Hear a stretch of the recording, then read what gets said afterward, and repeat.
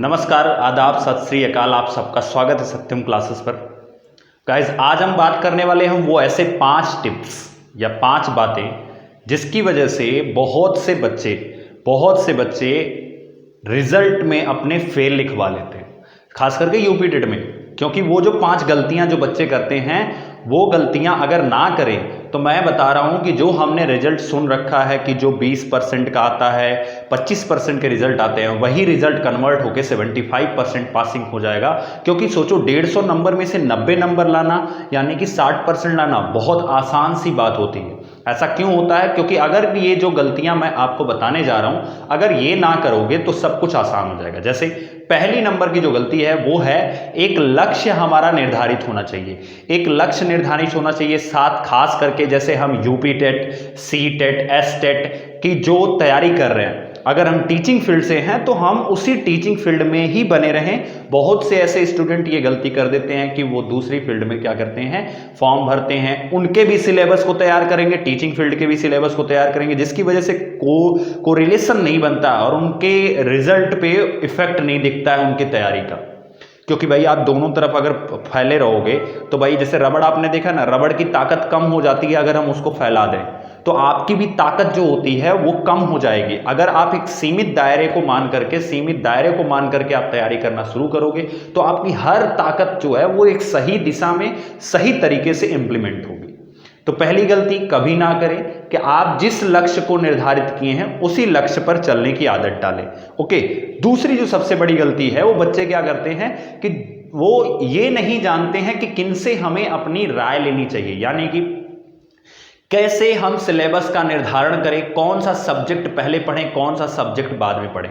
अगर हम आपके एग्जाम की बात करें तो वो आपके 5 भाग में बटा हुआ है, जिसमें साइकोलॉजी, मैथ, ईवीएस, हिंदी और इंग्लिश आती है या संस्कृत आती है। तो बेटा आप ना, अगर सीटेट या यूपी टेट या कोई भी एग्जाम जो टेट के लेवल का है, अगर उसमें ये 5 सब्जेक्ट हैं तो उनमें से कोई 3 सब्जेक्ट आप अगर अच्छे कर लेते हो, आपका एग्जाम डेफिनेटली क्लियर हो जाएगा। और ऐसा मैं इसलिए नहीं कह रहा हूं कि मैंने बस ऐसे ही तुक्का लगा के चले आना है। मैं आपको एकदम प्रॉपर स्ट्रैटेजी बता रहा हूं, जस्ट बिकॉज ऑफ दैट मैंने खुद यूपी टेट को 3 से 4 बार निकाल रखा है, जिसमें मेरे मार्क्स 110 एंड एबव ही रहे हैं हर बार। और मैं आपको बताऊं, मैंने अपनी मार्कशीट भी अपने टेलीग्राम ग्रुप में बहुत बार शेयर कर रखी है, बहुत से बच्चे जुड़े हैं, वो जानते भी हैं।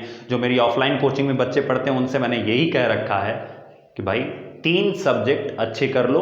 3 सब्जेक्ट में बहुत से बच्चों का, अगर यूपी से बिलोंग करते हैं तो 2 सब्जेक्ट या 3 सब्जेक्ट बहुत आसानी से तैयार हो जाते हैं। जैसे उनकी हिंदी अच्छी होती है, उनकी ईवीएस अच्छी होती है, या किसी बच्चे ने अगर अपनी साइकोलॉजी पर मेहनत कर ली तो उसकी साइकोलॉजी भी अच्छी होती है। सो इस वजह से आपको अपने निर्धारित सब्जेक्ट को तैयार करना है। ठीक है, 3 सब्जेक्ट, इतने एक्सपर्ट बनो कि 3 में 30 में 25 लाने की कोशिश करो, 3 में 30 में 25 लाने की कोशिश करो। ओके। जो तीसरी टिप्स है वो ये है कि सिलेबस के साथ साथ उससे संबंधित प्रश्नों को तैयार करना होगा। जो गलतियां करते हैं बच्चे, क्या गलती करते हैं कि जब वो जो टॉपिक पढ़ रहे हैं, जैसे मान लो आज कोई टॉपिक पढ़ा, कल कोई टॉपिक पढ़ा, परसों कोई टॉपिक पढ़ा, तो वो डेली पढ़ते ही जा रहे हैं। एक तो दूसरी सबसे बड़ी कमी क्या है, सिर्फ पढ़ने से आपका एग्जाम नहीं निकलता। आप जब पढ़ाई कर रहे हो, जैसे मान लो मैंने सीखा कि भाई 2 गुणा में 2 4 होता है, तो भाई 2 3 कितना होता है, 6 होता है, 2 चौको 8 होता है। ये प्रैक्टिस भी करनी जरूरी है। मतलब अगर आपने सिर्फ आज पढ़ा कि विकास क्या होता है, डेवलपमेंट क्या होता है, या आपने वृद्धि का एक टॉपिक पढ़ा जो कि आपके साइकोलॉजी में आता है, ग्रोथ में आता है, वो टॉपिक जो है उसको अगर आपने पढ़ा तो उससे संबंधित जितने भी प्रीवियस ईयर क्वेश्चन हैं वो आज के आज लगा डालो।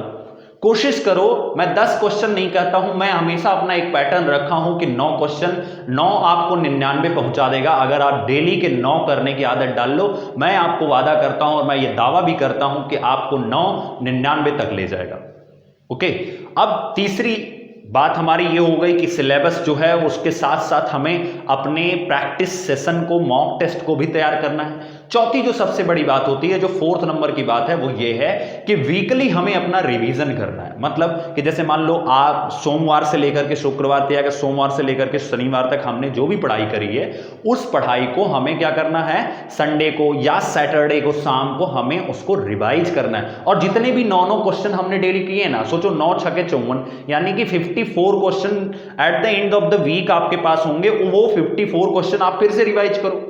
ओके, एंड याद रखना, जब आपके एग्जाम दूर हो, लाइक 6 महीने दूर हो, तो आप क्या करो, सिंपल सा काम करो कि एक प्रैक्टिस सेट एक वीक में लगाओ। और जैसे जैसे 3 महीने अगर एग्जाम बचा रहे तो वीक में 3 प्रैक्टिस सेट लगाओ, और जब 1 महीने एग्जाम बचा रहे तो आप डेली प्रैक्टिस सेट लगाओ। ठीक है, मैं ये नहीं कहा हूं कि आप आज ही से शुरू कर दो प्रैक्टिस से 150 क्वेश्चन आज ही लेके बैठ गए, सर समझ में नहीं आ रहा क्या करना है। ये सब गलतियां नहीं करनी, बहुत जेन्युइन गलतियां हैं, बहुत जेन्युइन तरीके से आपको बता रहा हूं। ठीक है, तो ये चीजों को करना है। ठीक है, समझ में आई बात। और लास्ट एंड सबसे इंपॉर्टेंट वो क्या होता है कि हर चीज के आपको नोट्स बनाने हैं। क्या होता है, हर चीज के आपको नोट्स बनाने हैं, जिससे आपको फायदा होगा और बहुत अच्छे से आप सीख पाओगे। क्योंकि जब नोट्स बनाओगे ना, लिखना बहुत जरूरी है। आप में से बहुत से ऐसे स्टूडेंट्स हैं जो लिखना पसंद नहीं करते हैं। बेटा, ना लिखने की वजह से ना आप ना उस कंसेप्ट को अच्छे से सीख ही नहीं पाते हो, जिससे आपको बहुत सी समस्याएं बाद में चल के होती हैं कि सर कंफ्यूजन था। सर आप ऐसा फील करोगे ना एग्जाम में बैठ के कि सर ये क्वेश्चन अभी लास्ट मैंने देखा था लास्ट नाइट को, लेकिन अभी इसी टाइम पे मुझे ये क्वेश्चन नहीं आ रहा। तो ये चीजें जो हैं कि ना लिखना, इसकी वजह से बच्चे कंफ्यूज रहते हैं। क्योंकि आप किताबों को पढ़ के कब तक अपने माइंड में सेट कर सकते हो। एक कहा जाता है, एक बार लिखना 100 बार पढ़ने के बराबर होता है। लिखने की आदत डालो। मैथ भी आपने सीखी होगी, लिख के सीखी होगी। साइकोलॉजी सीखोगे, लिख के सीखोगे। सो लिखना बहुत जरूरी चीज है। एंड आई होप आपको ये सब चीजें समझ में आए होंगी। और अगर आप हमारे चैनल पर पहली बार आए हो, ज्वाइन कर सकते हो। टीचिंग से रिलेटेड जितने भी एग्जाम्स होंगे उन सब की तैयारी आपको यहां पर कराई जाती है। एंड साथ ही साथ एक चीज जान लीजिए, जेन्युइन तरीके से कराई जाती है। हम मजाक नहीं करते हैं कि हम आके आपको पढ़ा रहे हैं और चले जा रहे हैं। हम आपकी हर स्ट्रैटेजी, साथ साथ इवन जो क्वेश्चन आंसर होता है वो हमारे टेलीग्राम ग्रुप में क्विज के फॉर्म में डेली आता रहता है। आप ज्वाइन कर सकते हो। क्वेश्चन आंसर जो टॉपिक हम पढ़ाएंगे उसी टॉपिक के क्वेश्चन आंसर आपको क्विज में पीडीएफ के फॉर्म में आपको मिलते रहेंगे। So thank you and all the best. हाँ, 5 गलतियां नहीं करनी है। वो 5 गलतियों को अच्छे से नोट डाउन कर लीजिएगा। अगर इनको आप नहीं करते हो, मैं आपको गारंटी देता हूं कि आपके रिजल्ट में 100% पास आएगा, और वो भी 100+ नंबर के साथ आएगा। ठीक है, सो बहुत बहुत धन्यवाद।